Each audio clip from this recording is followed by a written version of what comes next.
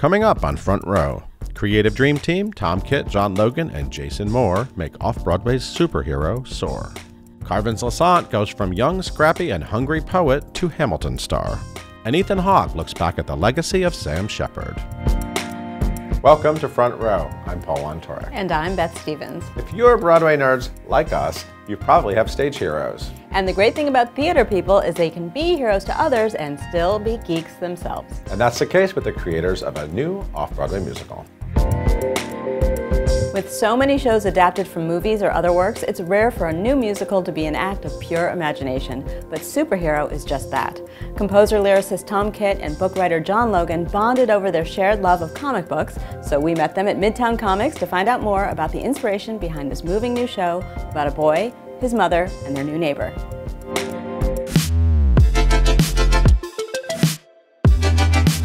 We are here at Midtown Comics because the name of your musical is Superhero, so it felt fitting.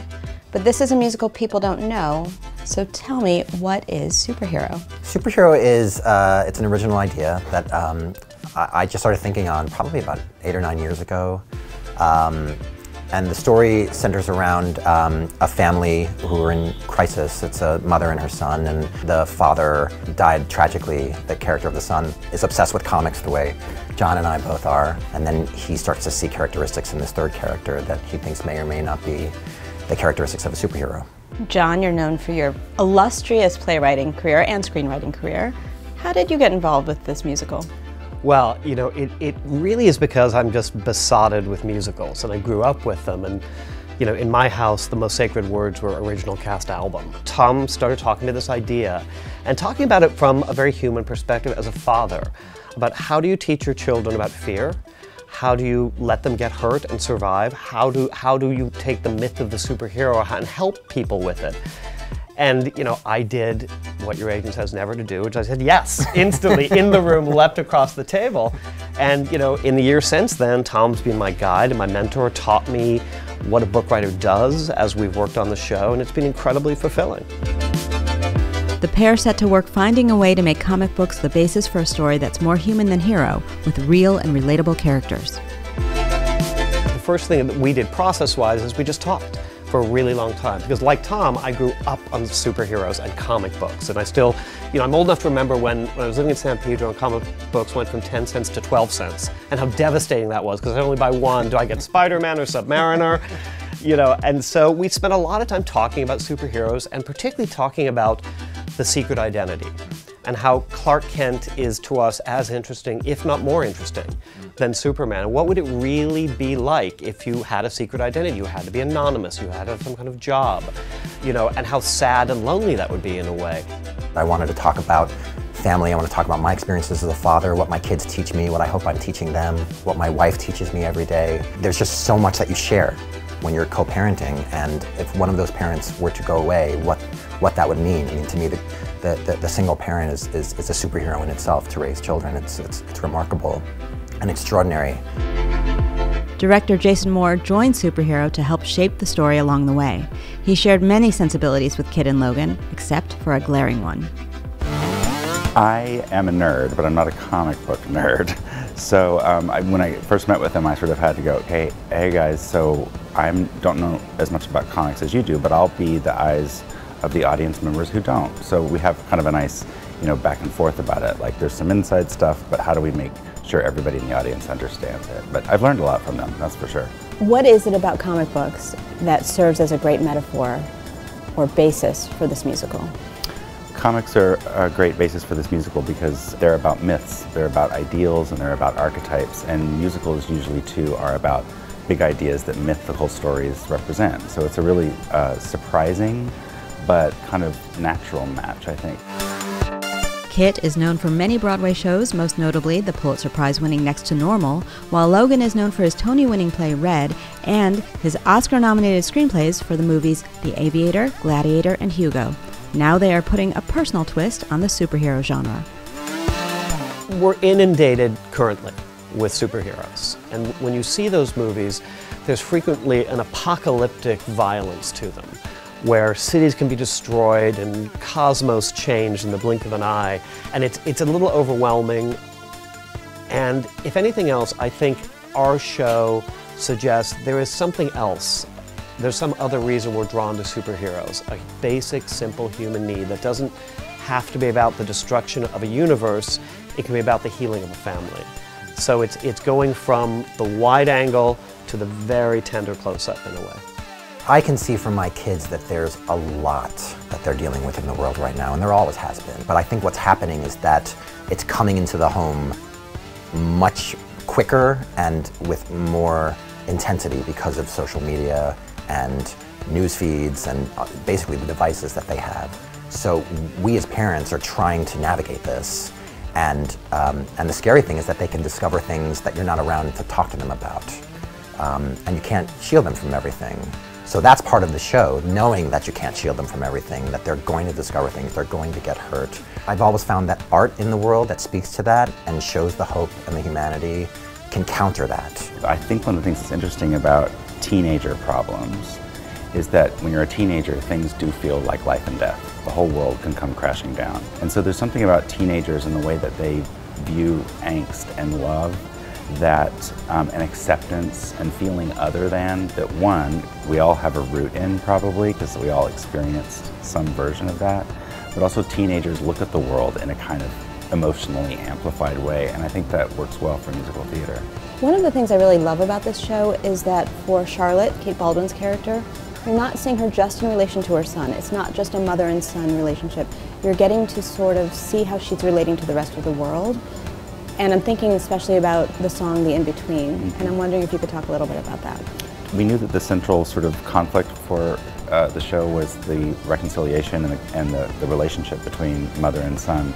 But also being a parent is also, how do you stay in touch with yourself? How do you service the things that you need for your family and for your children while still maintaining a sense of self? And that struggle seemed very modern, very interesting, and very relatable. So in between for these two characters is them sort of deciding, how do I help others and also help myself? And sometimes those things are in conflict with one another.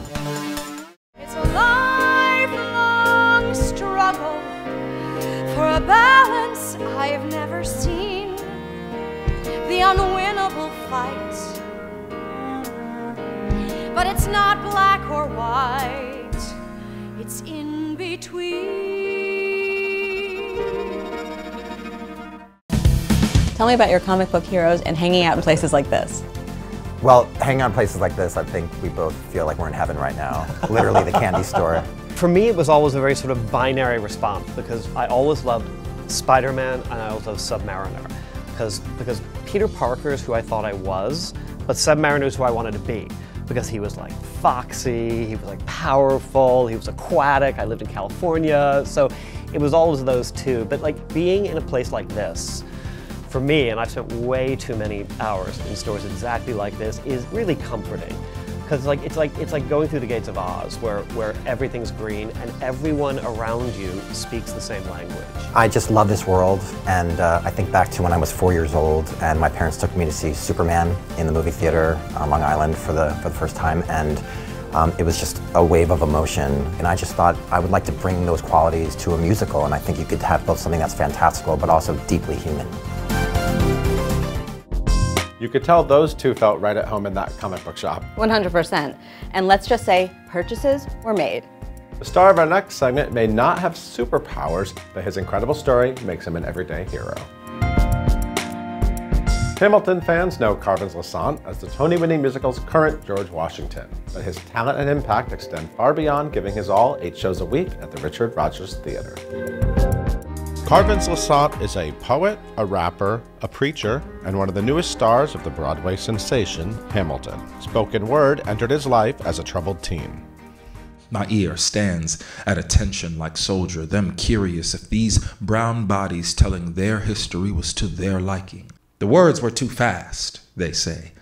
No one can understand that rap stuff. I mean, I don't know why anyone would write so many lyrics and so many words, but that was okay. And I say out loud, oh, too many words, you say. You must hate Shakespeare, Chekhov, Ibsen.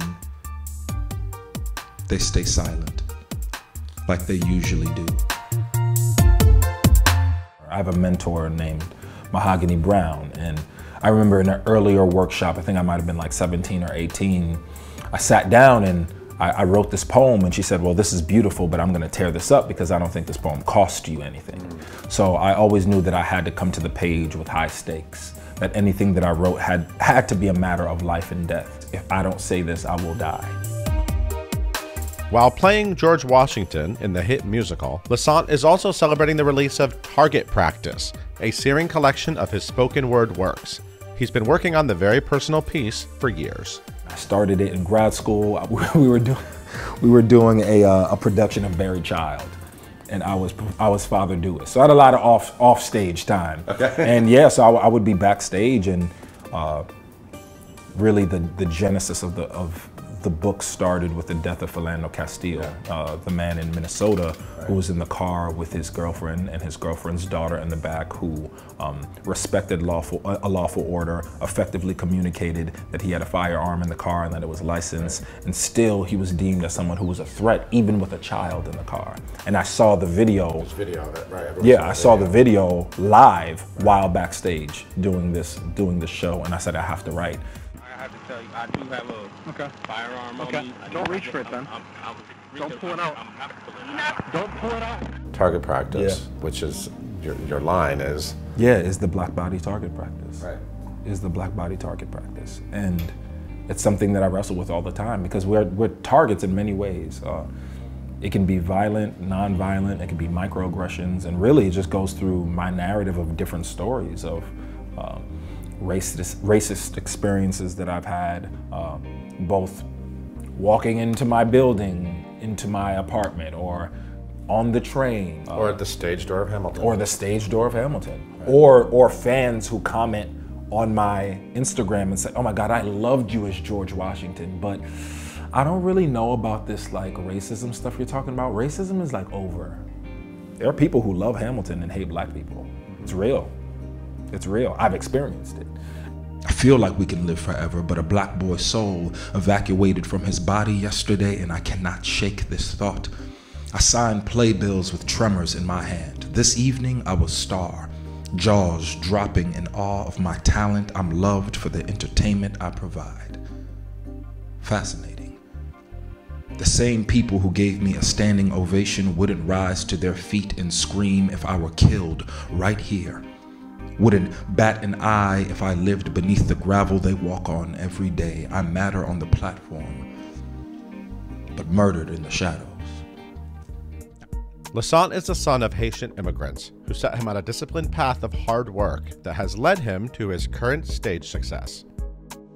What are your parents like? I know they came from Haiti in the late 70s. They came to New York. What were they like when they got here? What do you know about sort of their early days in New York? All I know is my dad said that he came here on a Friday and he was in school on Monday.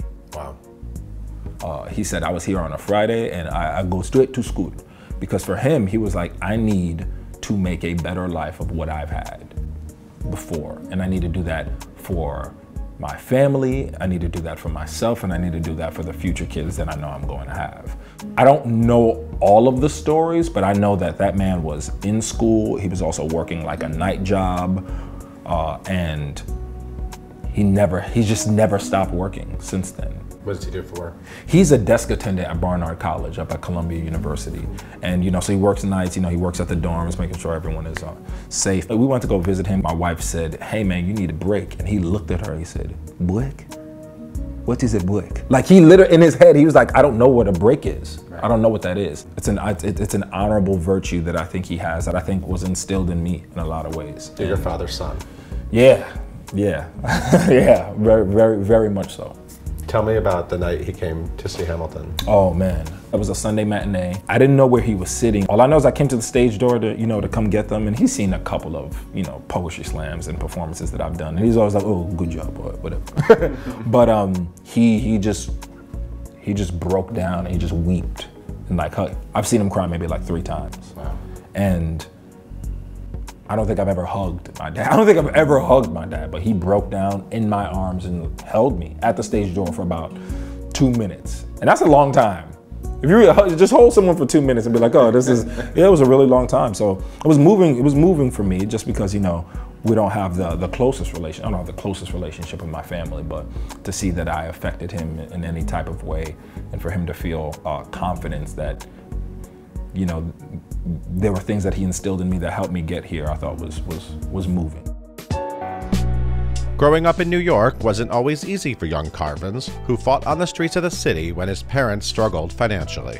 We didn't really have a place to live. Luckily, and by the grace of God, you know, we have a lot of cousins and family in the city, so we were able to couch hop for a little bit, but we didn't have a home. Literally taking my last $7, going to the New Eurekan Poetry Cafe, paying $7 to get in, praying that I won the Poetry Slam. If I won the Poetry Slam, I would get like $10 or $15, and I knew I had enough money to get a slice of pizza and get a Metro card to go back home and do it all over again. And that's what I did. I did that for years. The rising star has found comfort these days with his steady job in Hamilton and a loving home life in a New Brooklyn apartment with wife Leslie, an actress, writer, and dancer. You describe yourself in the book as a 6'3" tower of poetic romance. Yes. That's you. So does the spoken word help you get women? Is that did your wife not? Your wife also does. She does. Do spoken yeah, word? She does do poetry, but that's not what she was interested in. You guys didn't fall in love like at a slam? We met at a slam. You did, but we did not fall in love. Like it's funny. Like she was not feeling your boy. She was not feeling your boy. She was like, just so you know, I'm not about to be that woman that's gonna be at every one of your shows. You know, cheering you on. That's just not me. Or even when we first met, she hated my singing voice. Like I would sing and she would be like, can you not? And I'm like, and I asked her one day, I said, you don't think I can sing? And she was like, you know, I just feel like some voices really speak to you and some voices don't. So she was not feeling your boy in that sense at all. But she liked me now. She liked me now. Because I'll be singing and other women would be like, woo, boy, sing. And she'd be like, yup, that's my man. And I'm like, don't do that. But yeah, she like it now. But it took us, what, 5 years of marriage for her to come around. Starring in Hamilton has special meaning for Lissaint. He first fell in love with the work of Lin-Manuel Miranda when he discovered In the Heights as a high school student and had his mind blown.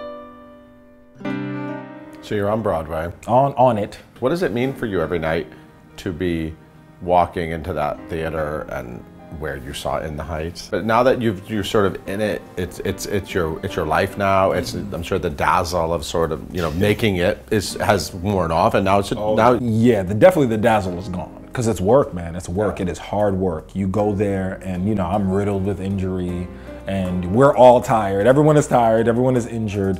But we all know that we have a job to do with coming in and telling the story.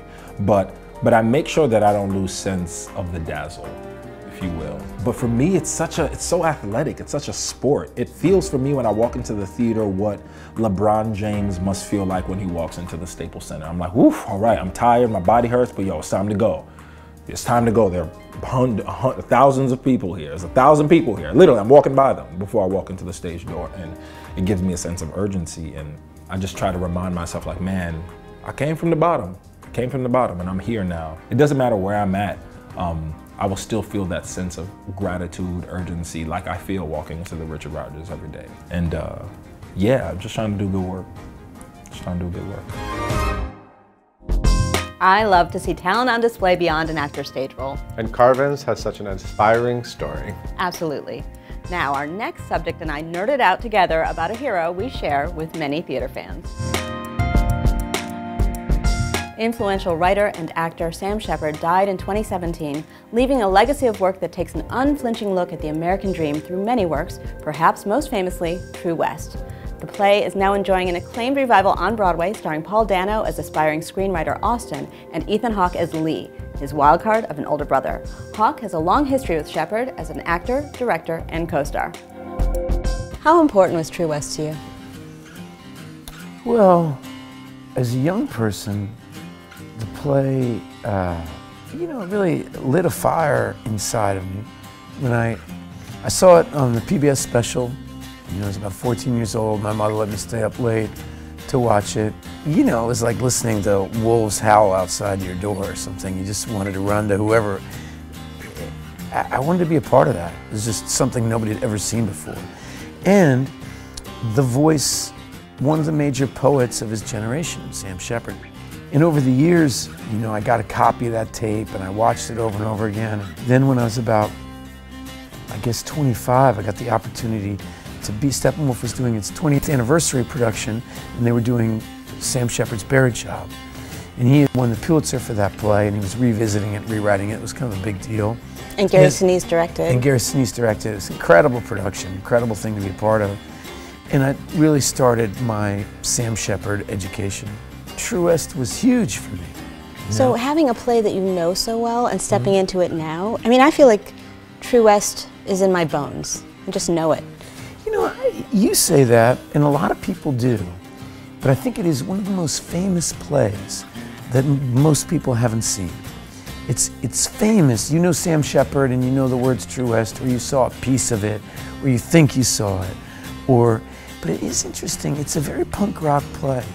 Well, I've always believed it's kind of secretly a great play and kind of a diamond, and you know, we're living in this Me Too era, and this era where you're constantly hearing the expression toxic masculinity and stuff. And Sam was writing about that long before that was an expression. These two men left in charge of their mother's house who can't seem to accept one another or different aspects of themselves, to the point where they leave the house demolished and they forgot to water the plants, you know? The whole place is dead. It's a beautiful poem on that subject matter. And it still has a ton of punk rock in it, you know. An off-Broadway sensation in the 80s, True West finally bowed on Broadway in 2000, starring Philip Seymour Hoffman and John C. Reilly as the brothers. The actors in that production famously alternated roles throughout the run. You know, I was friends with Philip Seymour Hoffman. I admire wildly John C. Reilly. I admire what they did so much. I auditioned for that production. Sam Rockwell and I, it got down to, it was either going to be Sam Rockwell and I or Phil and John C. And when I didn't get that part, I thought, oh, there goes True West for me. You know, my generation's True West. So I was kind of shocked to get the call, because I thought, well, aren't I too old for that? And then Sam, you know, reminded me that, you know, it was originally done that my character's supposed to be in his 40s, and that the Austin character's supposed to be in his 30s, and he wanted there to be at least a decade between them. He wrote it looking at 40, and so Austin is kind of an idealized version of who he was in his first marriage and where he was sitting before that blew up on him, and Lee is a projection of who he was worried he was going to become. So they both have Sam in them, and so I found myself in this unique position of, when I got offered the play, by the time I met James McDonald, who was the director Sam had hired, Sam had died. And it seemed like it was no longer a conversation about whether I was the right person to do it. It was the last, you know, I felt like I had to do it. From his first exposure to Shepard's work at the age of 14 to now over 30 years later, Hawke has become an adept interpreter of the playwright, as both an actor and as a director, most notably of an acclaimed production of Live the Mind off-Broadway. I got to work with Sam in Chicago at Steppenwolf, Gary Sinise. I was part of the signature season. I also got to act with Sam. Right, he played your father. He played my father in Hamlet. He played Hamlet Sr. Was there a paternal relationship between you? There were days. He was very helpful during my divorce. He's a really good friend to me in that way. But Sam was a mercurial guy. You know, I don't claim to be one of his best friends, but he could be a real ally, and he loved actors. One thing I keep telling Paul Dano, you know, is how much Sam would love him. And everybody projects this kind of tough guy thing on him, and they forget that, you know, he rode in the back of Dylan's tour bus with Allen Ginsberg for a year. I mean, Sam's a wild card. He wasn't one thing. Hawke made a big splash in the 1989 film Dead Poets Society at the age of 18. The movie was a hit, but Hawke still felt he had a lot to gain as an artist. He turned to theater for that education. I've had to learn on my feet. You know, I did my Broadway debut when I was 21. I mean, I remember going to the audition for The Seagull and calling up a buddy of mine who had gone to college and saying, okay, have you heard of Anton Chekhov? I mean, it's, you know, and he's like, yeah, greatest Russian playwright of all time. Don't say that to anyone else. I said, okay, cool. How about the play Seagull? Yep, he's got 4 masterpieces and 2 ancillary ones that some people consider lesser, greater. Okay, which one is a Seagull? A masterpiece. Oh, okay. What scene are you doing for the audition? You know, I mean, that was on my way to the audition. You know, I didn't know what the hell I was doing. But you didn't give up. You kept going at it. Exactly. And I remember I was doing my audition and my hands were shaking, and the guy said, "You come back when you learn your lines," you know. And the guy was so hostile, and but I did. And that's kind of what you have to do. And then you either fall in love with Chekhov or you don't, and you start to get it or you don't. Since his debut in The Seagull, Hawke has continued to balance his film career with theater. In the last year alone, he has won acclaim for his performance in Paul Schrader's First Reformed, the romantic comedy Juliet Naked, and his passion project Blaze, which he wrote, directed, and produced. All the while, he knew he'd be coming back to the stage in True West. You know, I like to work. Clearly, you work a lot. I work a lot, and I think that work begets work. And because I have so many interests, like probably if I wasn't interested in theater, then I would work less because I'd want to break from the movies. Well, I get to have a break from the movies by doing theater. A few years ago, I did a series of plays in a row. I did Chekhov's first play, Ivan, and I did Brecht's first play, Baal, and then I did the Scottish play. I did Shakespeare. There were 3 very, very dark plays, all of which ended with death, and all of which were very difficult. But I felt a little bit burned from it. I felt like a different actor when I came out of it, you know, like they were so difficult. But all the movies that I did were so much easier. You know, when Paul Schrader came to me and wanted me to play this priest in the spiritual crisis, well, it was a lot easier than Macbeth. And coming back to Shepard was like coming back after the plays that I'd done being a little bit out of my wheelhouse. You know, there were stretches. That Lee is like a jacket I own. Thank you for watching Front Row. We hope you join us next time for a front row look at the world of theater.